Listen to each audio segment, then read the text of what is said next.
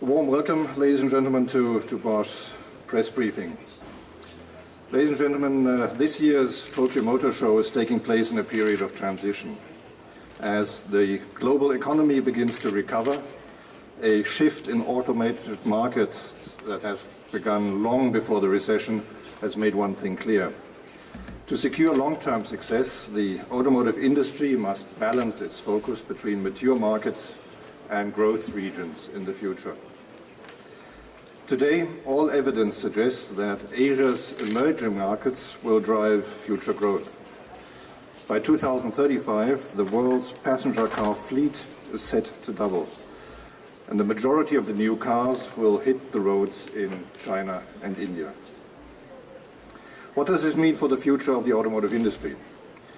This shift to emerging markets will be accompanied by several structural changes that will require automakers and suppliers to rethink their strategies. A greater demand for smaller and more affordable cars is one of them. Another is the increasing significance of fuel efficiency as governments around the world introduce stricter emission limits. What is more, limited oil reserves and rising fuel prices will drive automakers to step up their development activities in the electrification of the car. And as the number of vehicles on the world's roads increases, passenger safety will become more important than ever. Responding to all of these developments is certainly no easy task, but Bosch is well prepared to meet the challenges ahead, both in mature and emerging markets. There's no question that the economic downturn of the automotive that has hit the automotive industry hard and made 2009 one of our most difficult years ever in the company's history. Despite this, we have remained focused on the essential task of building the future. This means that we have continued, as always, to develop technologies in line with our corporate slogan, Invented for Life. Before I discuss exactly what this means, I would first like to take a brief look at our current situation.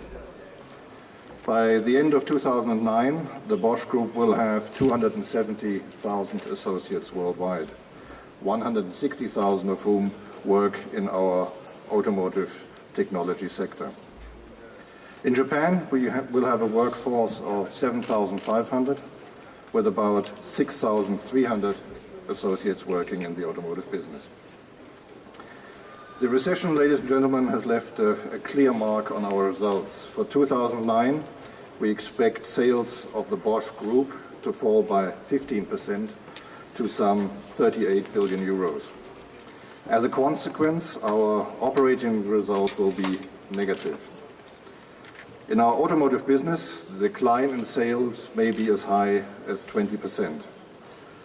This situation has also been reflected in Japan, where our year-on-year automotive sales have dropped dramatically by some 28%.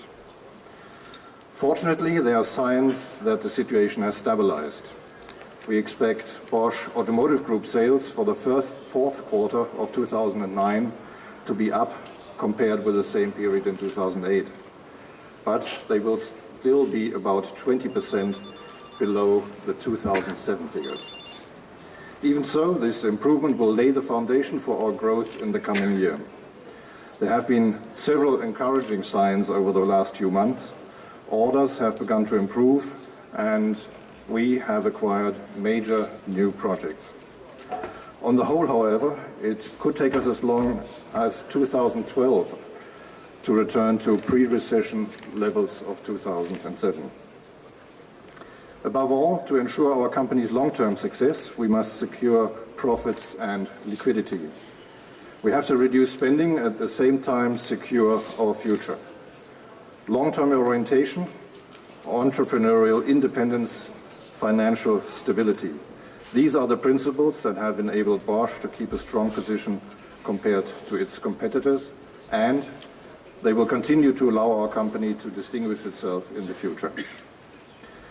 These principles also enabled us to develop technologies that make driving safer, easier, more eco-friendly, and more economical. Despite the current recession, we have kept our R&D expenditure in automotive technology. In 2009, investment has remained as high as some 3 billion euros, and it has gone into a broad range of forward-looking projects, including technologies that improve fuel efficiency and reduce CO2 as well as other pollutant emissions. We are making driving more economical and eco-friendly in several ways, while at the same time serving the varying needs of our customers in both mature and emerging markets. First, we are further improving conventional powertrain technologies. This is because we believe that the internal combustion engine will remain the technology of choice for the next 2 decades in the period of the transition to the electric car. With improved direct injection systems, downsizing, turbochargers, start-stop systems, and ultra-efficient alternators, the fuel consumption of gasoline and diesel engines can be reduced by another 30%. So family-size cars come in the range of 80 grams CO2 per kilometer, or 35 kilometers per liter without hybridization. Especially because of its availability and affordability, the diesel engine is set to see a strong growth in Asia's emerging markets and will be particularly successful in India.